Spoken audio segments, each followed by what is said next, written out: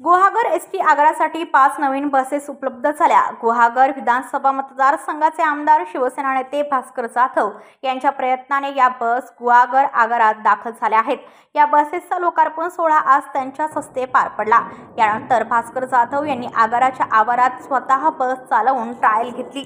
दरम्यान केवळ लोकार्पण म्हणून ही एसटी आगारात चालवली। दरम्यान 25 ते 30 वर्षांपूर्वी एसटीतून प्रवास करत असताना ड्रायव्हरची तब्येत बिघडली होती। त्यावेळी ओमळी ते चिपळूण अशी प्रवाशांनी भरलेली बस चिपळूणमध्ये आणली। त्यानंतर आज ही बस चालवली।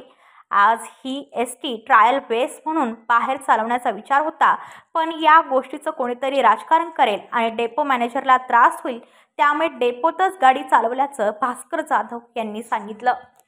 असं आहे की आपल्या रत्नागिरी जिल्ह्यामध्ये प्रत्येक तालुक्याला, प्रत्येक डेपोला ह्या ज्या नवीन एसटीच्या गाड्या आहेत त्या मिळाल्या होत्या, परंतु केवळ आणि केवळ गुहागर डेपोला एकही नवीन गाडी मिळाली नव्हती। मध्यंतरी आपण परिवहन मंत्री श्री प्रतापजी सरनाईक यांना भेटलो आणि केवळ हा विरोधी पक्षाच्या आमदाराचा मतदारसंघ अशा भावनेतून सरकारनं न बघता शेवटी या मतदारसंघातल्या जनतेला सरकार सुद्धा काही सोयी देणं, काही सवलती देणं आणि काही त्या ठिकाणी सवलतींचा लाभ देणं हे सरकारची कर्तव्य आहे आणि जबाबदारी आहे। आणि म्हणून आमच्या गुहागर डेपोला सुद्धा नवीन गाड्या मिळाल्या पाहिजेत।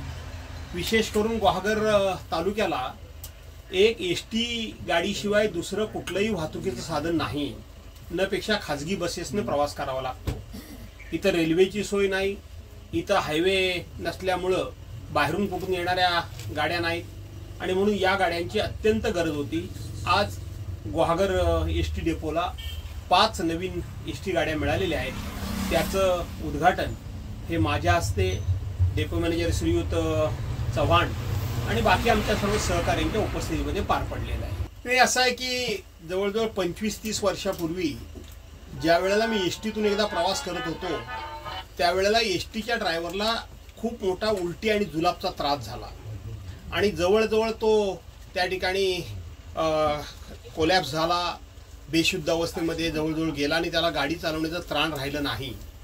त्यावेळेला एकदा ओमळी ते चिपळूण अशा पद्धतीनं पॅसेंजरनी भरलेली बस म्हणजे एसटी गाडी मी चिपळूणमध्ये आणली होती, परंतु तो प्रसंग तसा होता।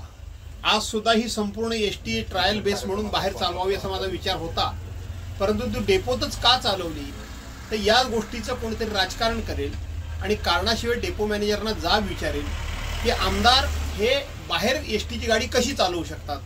छोट्या छोट्या गोष्टीचं राजकारण करणं हे आता महाराष्ट्रामध्ये खूप घाणेरडी प्रथा पडलेली आहे आणि म्हणून केवळ आणि केवळ मी लोकार्पण म्हणून एसटी डेपोच्या आवारात गाडीही चालवली। ब्युरो रिपोर्ट रत्नागिरी, पनवेल वार्ता न्यूज। आपल्या परिसरातील बातम्या आमच्यापर्यंत पोहोचवण्यासाठी स्क्रीनवर दिलेल्या क्रमांकावर संपर्क साधू शकता। दूरध्वनी क्रमांक 8652414343।